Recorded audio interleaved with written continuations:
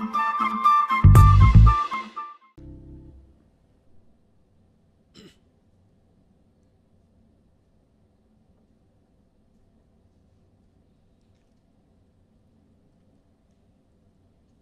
um privilégio poder partilhar com você nesta noite a preciosa palavra de Deus.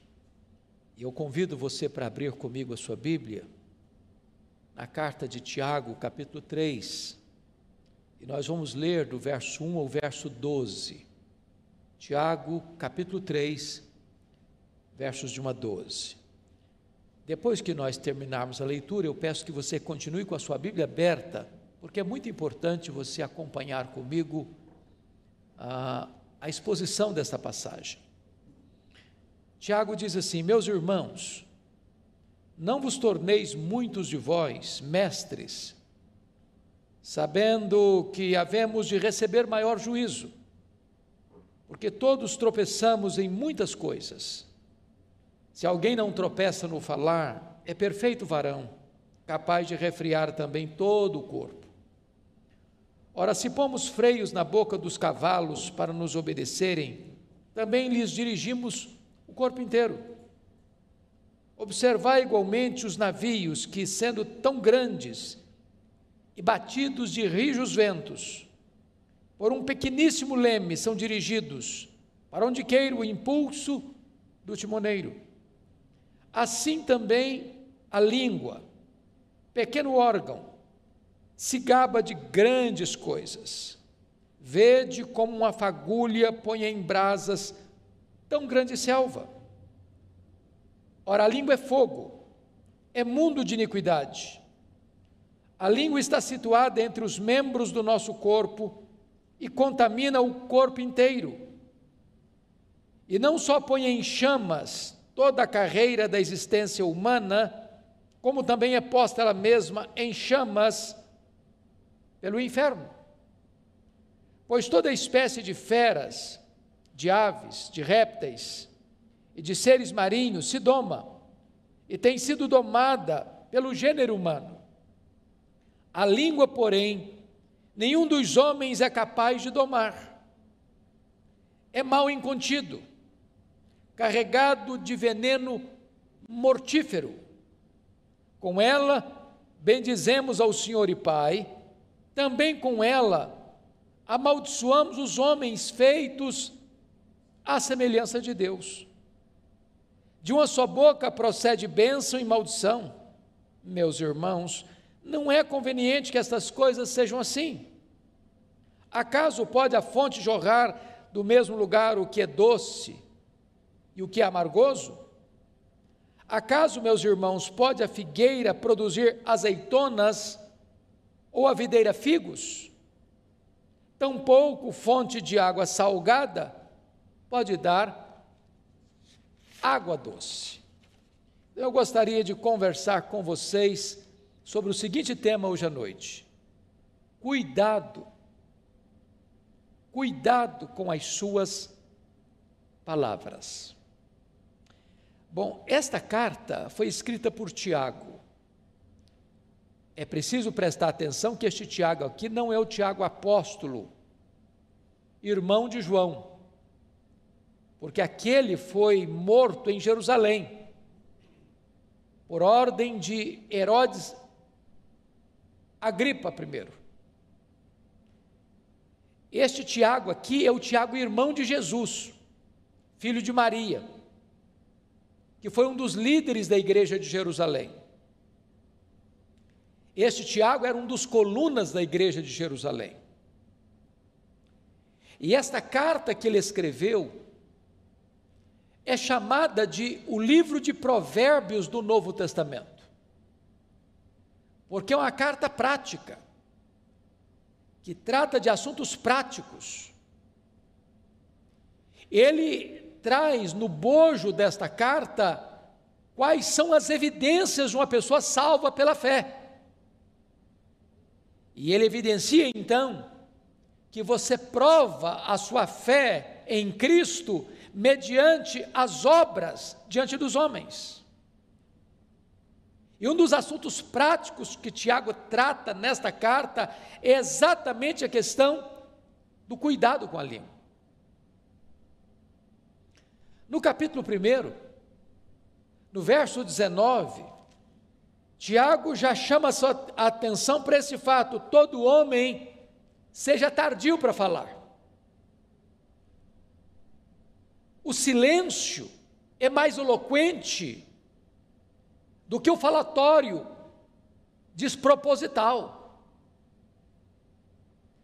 E ele avança um pouco mais no capítulo 1, no verso 26, e vai dizer: se alguém supõe ser religioso, deixando de refrear a língua, antes enganando o próprio coração, a sua religião é vã. O que Tiago está dizendo, que se de fato você e eu somos religiosos, no sentido de sermos legítimos cristãos, isso implica em que a nossa língua terá controle, haverá domínio próprio. Quem está no comando da nossa vida é o próprio Espírito de Deus. E isso também na área da comunicação. No livro de Provérbios, lá no capítulo 18, verso 21, está escrito assim: a morte e a vida estão no poder da língua. Quem bem a utiliza, come do seu fruto.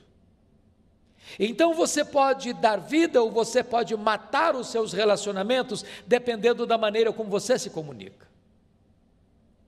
No livro de Provérbios ainda, há um texto que para mim é emblemático.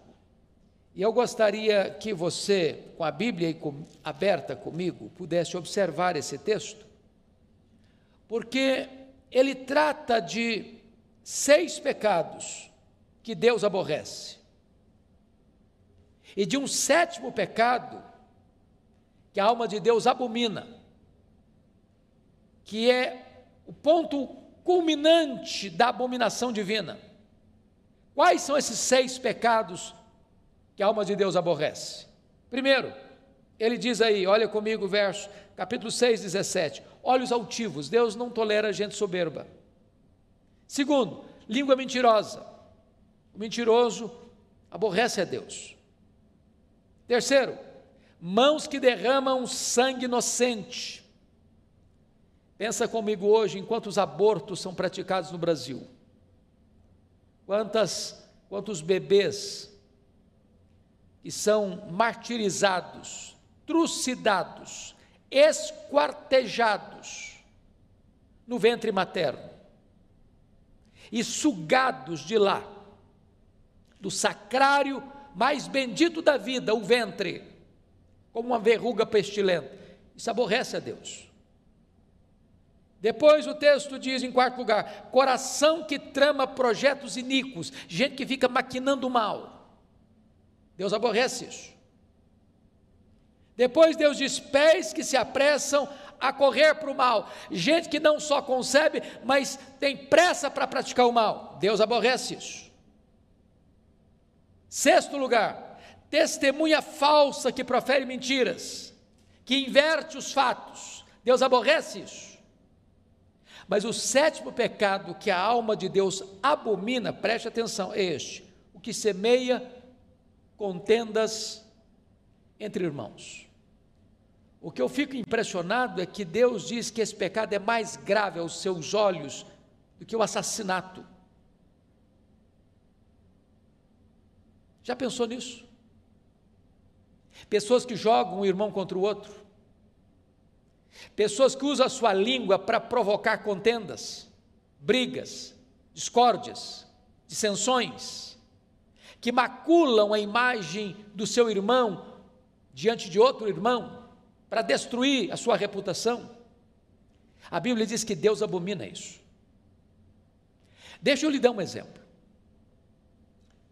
Lá no primeiro livro de Samuel, quando Saul, já insano, perseguiu o seu genro, Davi, para matá-lo. E diz a Bíblia que nessas fugas de Davi, Não porque Davi tivesse medo do seu sogro, ou porque Davi fosse covarde. Davi tinha consciência de que não podia atentar contra o seu sogro, vingar-se do seu sogro. Então, certa feita, ele passou por Nobe, onde havia uma comunidade de sacerdotes, e Davi foi acolhido ali por eles. E um indivíduo chamado Doeg deu um relatório tendencioso, malicioso, maledicente a Saul. E Saul se enche de fúria e vai a Nobe e mata 85 sacerdotes. Mata homens, crianças, uma chacina, um derramamento de sangue, porque alguém maldoso joga uma pessoa contra outra e cria um cenário terrível de conspiração que leva à morte de muitos inocentes. A língua é perigosíssima. Então, cuidado com a sua língua, cuidado com as suas palavras. Voltando ao texto que lemos para expô-lo, abra comigo então, lá em Tiago 3. E Tiago começa alertando para o seguinte fato, olha comigo, versículos 1 e 2.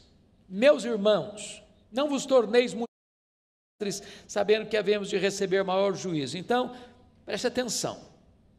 Quanto mais alta a posição que você tiver, mais de você será exigido. Quanto mais privilégios, mais responsabilidades. O grau de exigência vai crescer. Mas no verso 2 ele diz assim: porque todos tropeçamos em muitas coisas. A primeira realidade que eu noto nesse versículo é que Tiago está sendo prático e honesto. Se você é uma pessoa honesta, você sabe que você também, como eu, nós tropeçamos. Tropeçamos na nossa própria língua. Quantas vezes nós falamos quando não devíamos ter falado? Quantas vezes nós nos calamos quando deveríamos ter falado? Quantas vezes as nossas palavras não foram as melhores, não trouxeram edificação? Quantas vezes as nossas palavras não transmitiram graça aos que nos ouviram? Então, todos nós tropeçamos em muitas coisas, e Tiago diz: se alguém não tropeça no falar, é perfeito varão, capaz de refrear todo o seu corpo. Então, diante deste aspecto, Tiago vai nos ensinar 3 lições aqui que eu quero destacar do texto. Primeiro, é que a língua tem o poder de dirigir, é isso que ele trata nos versos 3 e 4. Segundo, a língua tem o poder de destruir, é o que ele trata nos versos 5 a 8. Terceiro, a língua tem o poder de deleitar, trazer prazer, é o que ele fala dos versos 9 a 12. Então eu quero tratar com você desses 3 aspectos da língua. Ela dirige, ela destrói e ela deleita. Vamos olhar então a primeira lição. A língua tem o poder de dirigir. E no verso 3, ele compara a língua como um freio de um cavalo. Um cavalo é um animal doméstico, que é usado para o trabalho doméstico, ou para montar, ou para o serviço. Ele tem uma força descomunal. Você não consegue medir forças com um cavalo. Porém, quando o cavalo é domado, você põe nele um freio. E mesmo que uma criança suba na sela, com as rédeas na mão, aquele cavalo obedece o comando. O que Tiago está dizendo, que a nossa língua pode nos dirigir, como um freio dirige um cavalo, e toda a nossa força, e toda a nossa energia, pode ser canalizada para o bem e não para o mal, para um bom serviço e não para um desastre. A segunda figura que Tiago usa, está no verso 4, eu peço que você observe comigo. Ele compara a língua que dirige como um leme de um grande navio, que singrando os mares encapelados, enfrentando as ondas revoltas, nos mares da vida, aquele pequeno leme, o timoneiro consegue conduzir o navio, para não se chocar contra as rochas, para não enfrentar um iceberg, para não ir ao naufrágio trazendo prejuízos, perdas e desastres, com muitas mortes. Então Tiago está dizendo que da mesma maneira que um leme pode conduzir, o timoneiro pode conduzir o navio nos mares revoltos da vida, se você tiver domínio na sua língua, se a sua língua estiver domada pelo Espírito Santo, você vai ser conduzido em segurança, não permitido que você produza desastres por onde você passar. Este é o primeiro aspecto. Bom, você conhece tantas pessoas que por causa das suas palavras levam pessoas à ruína. Eu já assisti alguns filmes, por exemplo, da Segunda Guerra Mundial. É sabido de todos que Adolf Hitler era um orador que eletrizava as multidões. Ele conseguia manter presa uma vasta multidão com os seus discursos eloquentes, mas induzindo essas pessoas para o mal, para a destruição, para a ruína. E foi um dos homens mais perversos da história, um homem que manchou suas mãos de sangue e deixou um legado inglório, vergonhoso, desastroso para a história da humanidade, porque esse dom da palavra foi usado para o mal. Ao mesmo tempo você pega o exemplo de Martin Luther King, que foi um homem que usou o seu discurso, não para provocar desavença, dissensão, guerra, mas num tempo de grandes tensões no seu país, de segregação racial, ele consegue fazer um grande movimento de paz, porque você pode dirigir a sua vida para o bem ou para o mal. Quem domina a sua língua, consegue dominar todo o seu corpo. Mas agora, Tiago vai tratar da segunda figura, a língua tem o poder de destruir. E eu chamo a sua atenção, porque ele vai dizer no versículo 5, assim também a língua, pequeno órgão, se gaba de grandes coisas. Vede como uma fagulha põe em brasas tão grande selva. O ano passado, e este ano também, nós tivemos no mundo muitos incêndios, terríveis incêndios, na Austrália, na Califórnia, na Amazônia. Nós tivemos incêndios de grandes monumentos, como a Catedral de Notre Dame, em Paris. E às vezes, uma pequena fagulha, um fósforo que você risca, ou uma guimba de cigarro, pode provocar um incêndio avassalador, descomunal, de consequências trágicas, de prejuízos colossais. Assim a língua. Um comentário maledicente, sobretudo em épocas de fake news, de redes sociais, onde se mina a reputação das pessoas, se espalha mentiras acerca das pessoas, se induz as pessoas a formarem uma opinião errada acerca de outras pessoas. E esta pequena fagulha vai provocando incêndio, e vai alastrando esse incêndio, e vai destruindo pessoas, e vai arruinando reputações, vai tendo assassinato de reputações. Então cuidado com a sua língua, não promova a mentira, não promova a maledicência, não coloque as suas mãos para espalhar mentiras e fake news. Cuidado com a sua língua. Olha comigo o versículo 6. Ora, a língua é fogo, é mundo de iniquidade. A língua está situada entre os membros do nosso corpo e contamina o corpo inteiro. E não só põe em chamas toda a carreira da existência humana, como também é posta ela mesma em chamas pelo inferno. Em outras palavras, aqueles que permanecem nos pecados da língua e não se arrependem deles, estes não herdarão o reino de Deus e sofrerão penalidade eterna nas chamas que não se apagam do inferno. Isso não é coisa pequena. Não é coisa pequena. Nós já falamos aqui à luz de Provérbios 6, que este é o pecado que a alma de Deus abomina. Mas deixa eu dizer algo para você ainda. Além da língua ser perigosa, porque é como um fogo destruidor, agora veja comigo no verso 7, que Tiago vai dizer que a língua também é indomável.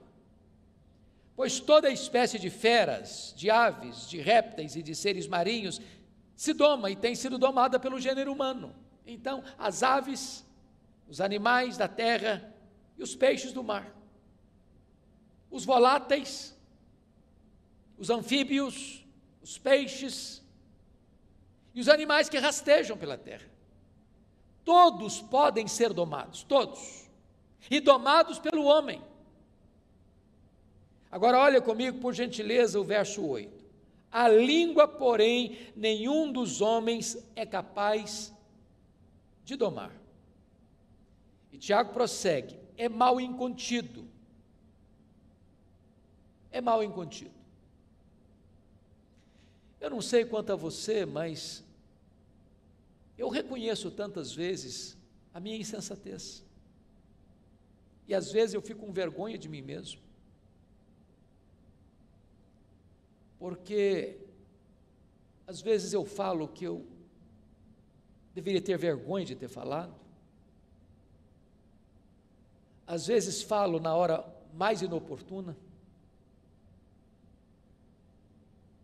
Às vezes eu falo com as emoções exaltadas, e a Bíblia diz que isso provoca ira. Às vezes eu contribuo para que as pessoas sejam mal faladas, ou me omitindo, ou contribuindo para isso.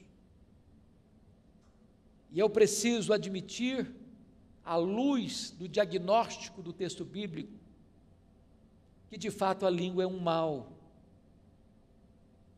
incontido, e uma fera enjaulada atrás dos nossos dentes, que até hoje não conseguiu ser domada.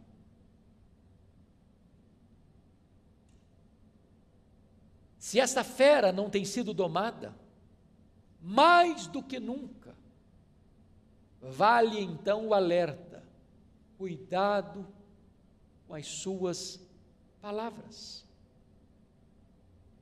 Palavras que saem da nossa boca não voltam mais, são como uma flecha que é atirada.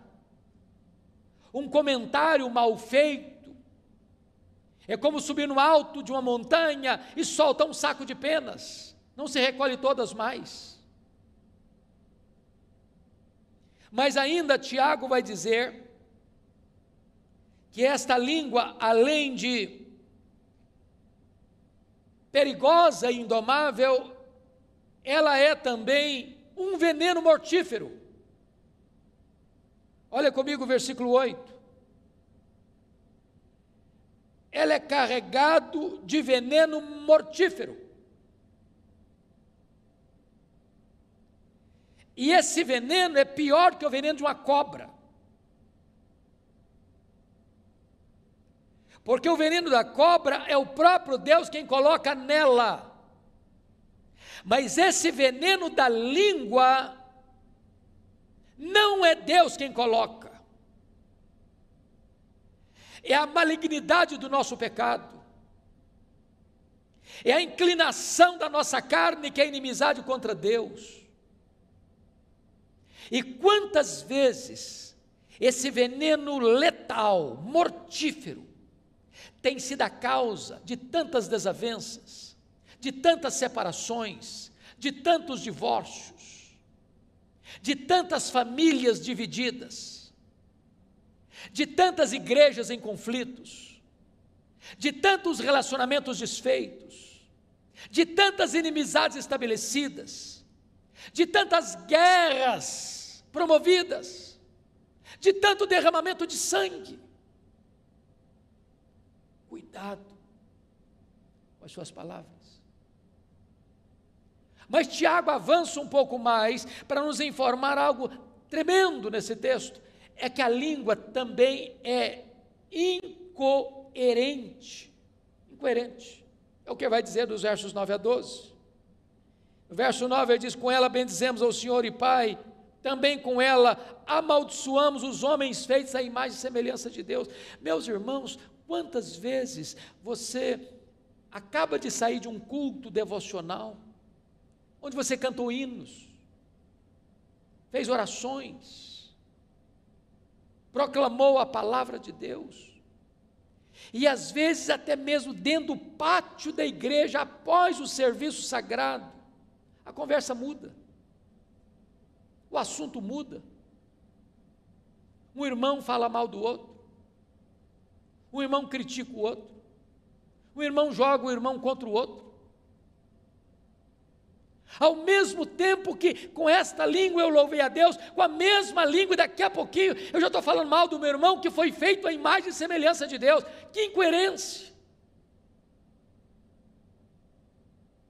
E Tiago então vai fechar, e eu termino também, com mais duas figuras. No verso 11, ele vai dizer que a língua é como uma fonte. Acaso pode a fonte jorrar do mesmo lugar o que é doce e o que é amargo? E depois a última figura que ele usa é a figura do fruto, no verso 12. Acaso, meus irmãos, pode a figueira produzir azeitonas, ou a videira figos? Olha que coisa interessante. Você já viu isso? Você já foi numa fonte? Você vai lá hoje, a água é doce. Aí você volta no outro dia, a água está salobra. Aí você volta no terceiro dia, ficou doce de novo. Você volta no quarto dia, está salgada. Não existe isso. Ou a fonte é salobra, ou é água doce, ou é água boa, ou é água ruim. Você já parou para perceber na linguagem dele aqui? Você já viu, por exemplo, um pé de figo produzir azeitona? Ou você já viu uma videira que tem que produzir uva, produzir figo? Você nunca viu isso? Não tem essa incoerência no mundo vegetal? E Tiago diz, mas esta incoerência está em nós. Por isso ele termina assim: tampouco, acaso, meus irmãos, pode a figueira produzir frutos azeitonas, figos? Tampouco fonte de água salgada pode dar água doce. E ele conclui na sua palavra preciosa, no verso 10, de uma só boca procede bênção e maldição. Meus irmãos, não é conveniente que essas coisas sejam assim. Bom, eu sei que diante dessa exortação de Tiago, nenhum de nós pode estufar o peito, dizer, esse problema não é comigo, esse pecado aí eu não enfrento, eu não tenho.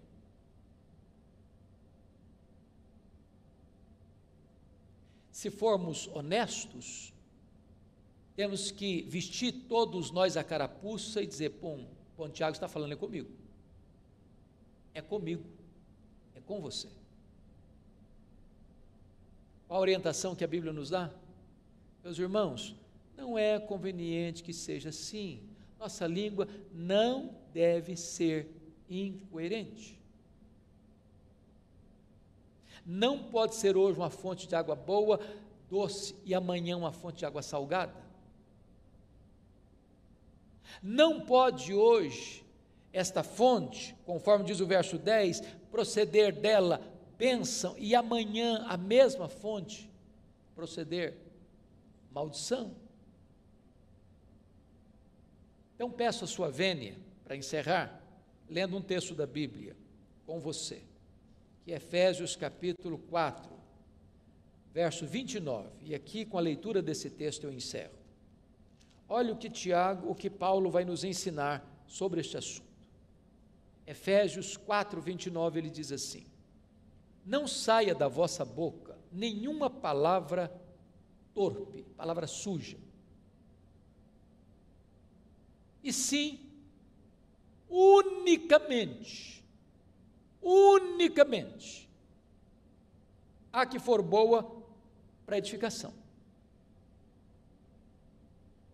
Se não é para edificação, fica calado.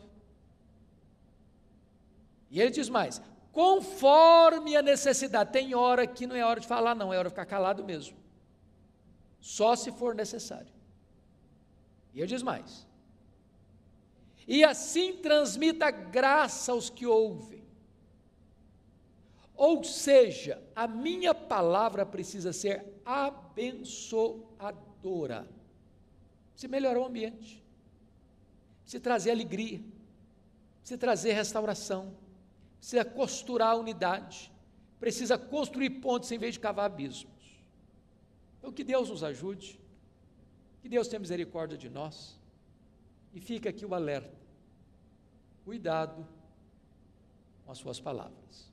Pastor Arival, por gentileza.